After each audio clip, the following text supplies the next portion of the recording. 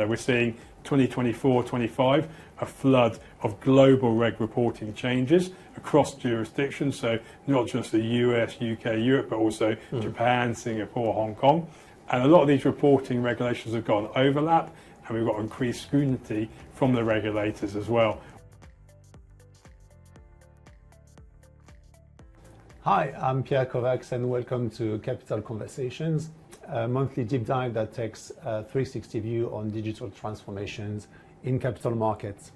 With an unpredictable market, history has proven that business resilience is dependent on continued investments in technology. And together with our guests across corporate and investment banking, wealth management, asset management, and market infrastructure, we discuss how capital markets are innovating to weather the current market climate. And today, unfortunately, our planned guest couldn't make it due to illness, but I'm lucky to have with us Simon Beal, who accepted to step in at the last minute. Hi, Simon. How are you? I'm well, Pierre. Thanks for having me. Thanks for joining at the last minute. It's okay. Could you tell us? So you're an Endava. We work together in banking and capital markets. Could you tell us a bit about your role in banking and capital market vertical at Endava? Yeah, sure. So my focus is on delivery, so ensuring our clients are happy with what our teams are doing for them, really. But I come with a banking capital markets background, 20 plus years working buy side and sell side. Currently I look after a handful of our clients, both on the sell side and asset managers on the buy side. Mm-hmm. So let's discuss a bit about what is keeping your team busy. What are the big themes that you're working on? Can we start maybe with the T+1 settlement? Yeah, no, definitely. So one of the things we traditionally work on for our clients is the post-trade processes. Of course, settlement's one of those. So we've got an in-depth experience of helping transform different elements of that settlement process. And of course, with the SEC mandating T+1 to move from T+2, T+1 in the US next year, with helping clients with a number of aspects of how they adhere to that regulatory change. Mm-hmm. And that's so that change, although it's as you said, it's the SEC, it's happening in North America. Canada is also following, but it's probably going to be a more global change than that. I mean, it's going to affect probably almost everybody in the UK and in Europe as well. Yeah, we think so. So it's a point of view we've had for a while, but I think in the last few weeks, it's become clear that it's a market view as well. So we've seen ESMA just launch on the 5th of October a paper to gather evidence up to December from different EU participants. We see that as consensus setting for them moving to T+1. Probably a timeline at the moment of maybe 4 years. We see the UK probably doing something similar, but in a shorter timeline, probably a couple of years. But of course, as we'll talk about, is depending on the impact of the change in the US, we might well see those timelines come in as well. Although the complexity of the change, particularly in Europe, is quite considerable compared to, say, the US. So the change is going to span probably over a few years' time, where first of all it's already global because of all the capital that is invested in the US. Then maybe, as you said, UK and Europe might follow, and in the meantime we might be talking about same-day settlement T0, right? Yeah. So it's going to be a global and impact that is going to probably be on the top of the agenda for the coming years. Let's talk a bit about the challenges maybe. So why is it a challenge, and what kind of challenges do you think our clients are going to be facing? Yeah, so there's a number of factors to this. So of course we've been through this cycle before. So the EU actually led a move from T+3 to T+2, but as we compress the timelines, it becomes a bit more difficult to move the blockers. We see blockers sitting in two areas: one across the business process, and then underlying technology that supported that. So the examples of both would be on the business process, you've got a number of settlement fails and you've got a number of reconciliations that need to take place. So whatever you can do to either minimise those breaks or the reconciliations, or speed up in real time the reconciliation process or fixing the fails works and improves the compressed timelines.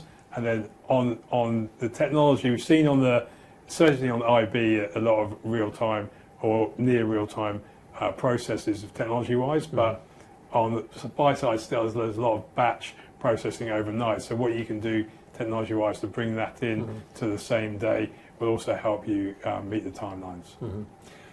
I think just to stay a bit on the challenges that are on the business process, on the technology, there's also just a simple challenge of the different time zones, right? So that means maybe you need to also to have teams working US hours in order to have the full window of settlement for your teams to work through the operations. There's also the misalignments, maybe suddenly we're going to have some T+1 settlements, or the class of assets like FX are still going to be T+2 or T+3. And the difference, in the different regions, it's going to be different time zones. So it's quite a challenging and more global impact than we maybe some participants initially thought. So what can we do, or how can we help our clients to deal with this transition? That's a good question. So you're right. Some of the clients are talking about tactical operating models, especially in Asia Pacific, means that people are really going to be working weekends and potentially holiday periods as well, depending on where the public holidays fall in the calendar. We clearly want to help the clients not do that and have an operating model pinned by the right technology to facilitate the timeline. So that's what we're trying to do to help them avoid that. There's some blockers as well, infrastructure-wise. We see, so take CLS, they basically close their window at midnight CET. So if you've missed that window, you've got challenges in terms of funding. The funding is about 12 times what it would have been otherwise. Plus, you're sitting with bilateral risk rather than novated. So it's about what can we do to make sure you hit that window in the right timely fashion. That's a good point, because the impact also of a failed settlement or late settlement or having a process that is going to struggle to meet the timelines is not only that you're exposed to a fine or reputational damage, but even just increased costs, because if you don't, as you say, if you got a late funding, liquidity issues, then probably you're going to increase your cost.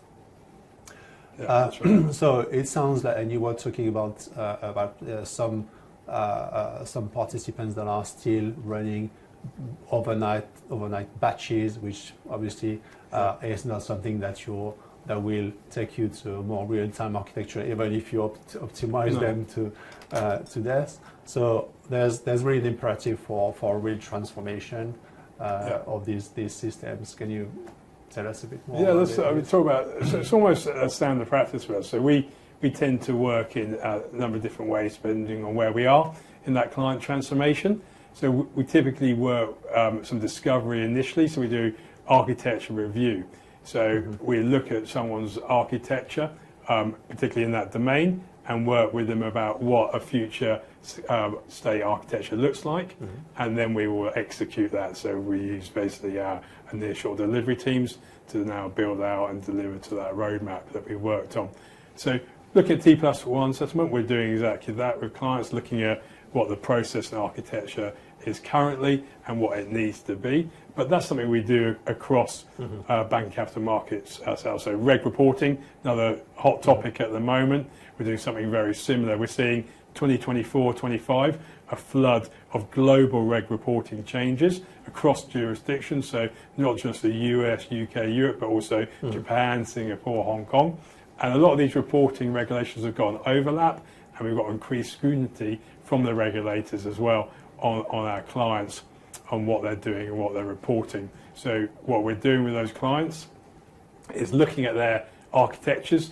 Some of those have built up the last 15 years of different regs have come through from the early days of Dodd-Frank, EMIR 1, MIFID, through to now got EMIR refit next year.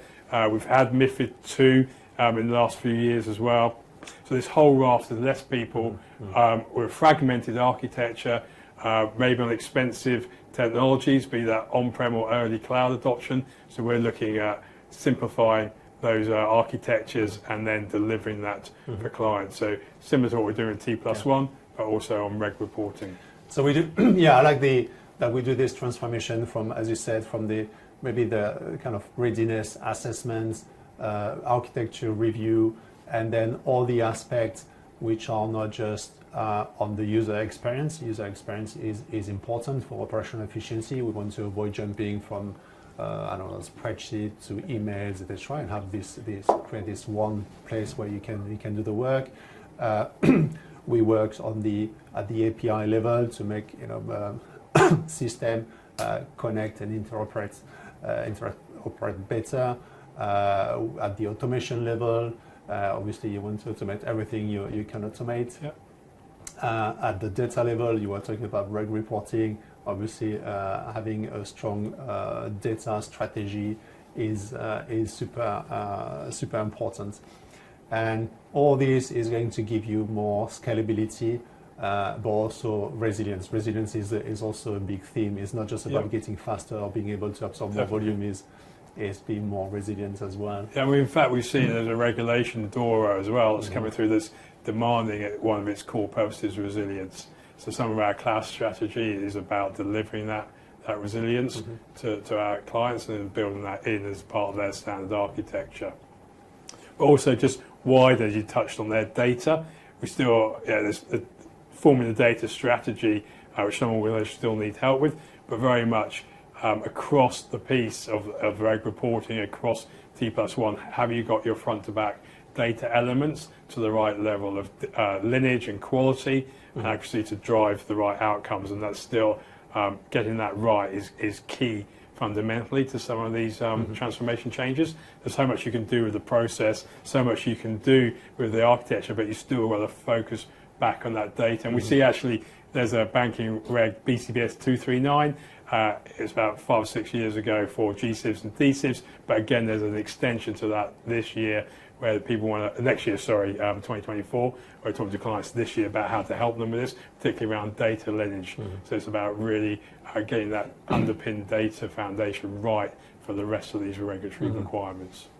Yeah, you need to get all this right if you want to get the optimal operational efficiency, because that's operational efficiency, right? We're talking about. Simon, but wouldn't DLT be the answer to that? Wouldn't that be the right way to streamline and gain, streamline the processes and gain operational efficiency, remove some intermediaries? And when I say DLT, distributed ledger technology at large, that underpins digital assets, cryptocurrency, central bank digital currency, tokenization, decentralized finance. So I'm casting a really wide net around DLT. But what's your thoughts on that? Is it something that is going to happen? I think one of the key blockers to this, as in the last few years, has been the regulatory framework.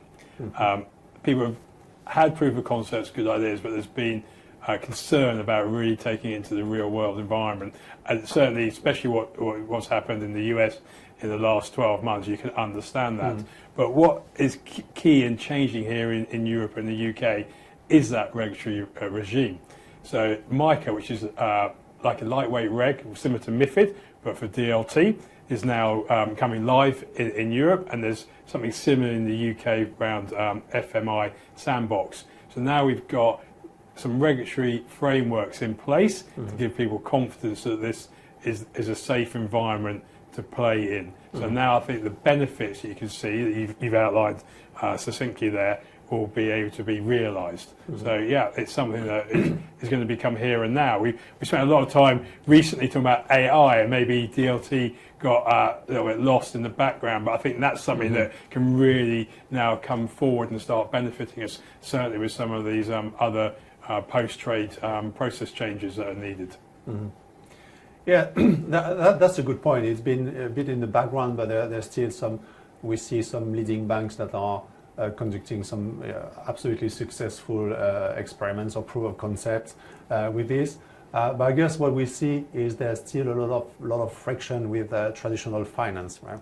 Because you need to move to interoperate and to tokenize or transfer, do payment versus payment between these two words.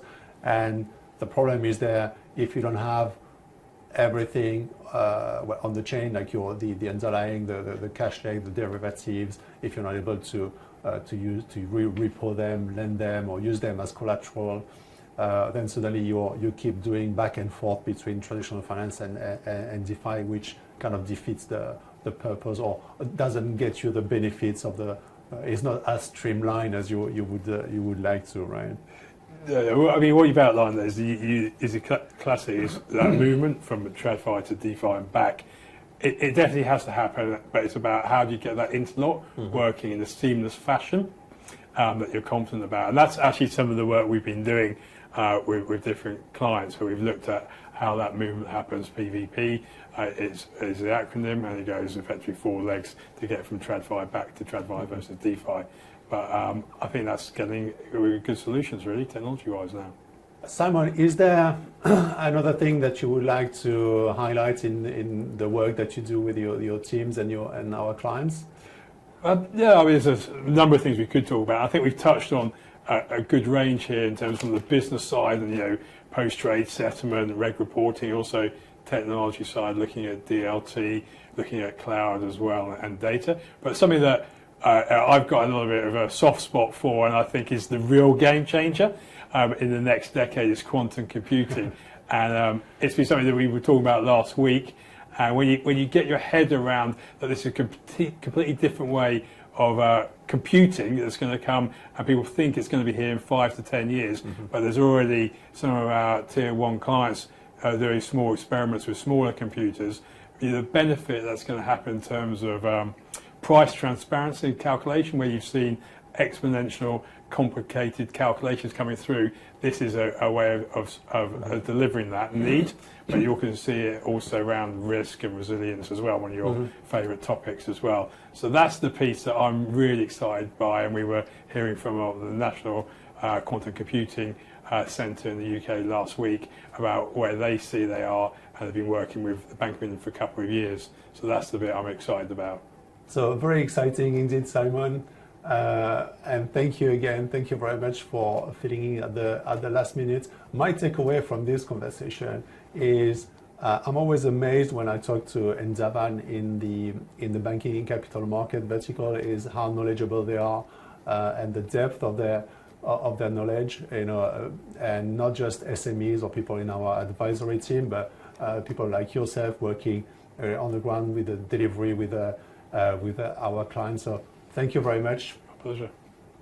Simon, if people want to get in touch. Yeah, people can get hold of me via either LinkedIn, or they can email me at simon.beal@endava.com. And I really look forward to hearing from them. Thank you, Simon. And to our viewers, thank you for joining another episode of Capital Conversations. Stay tuned for other conversations at the crossroad of capital markets and technology. Until next time.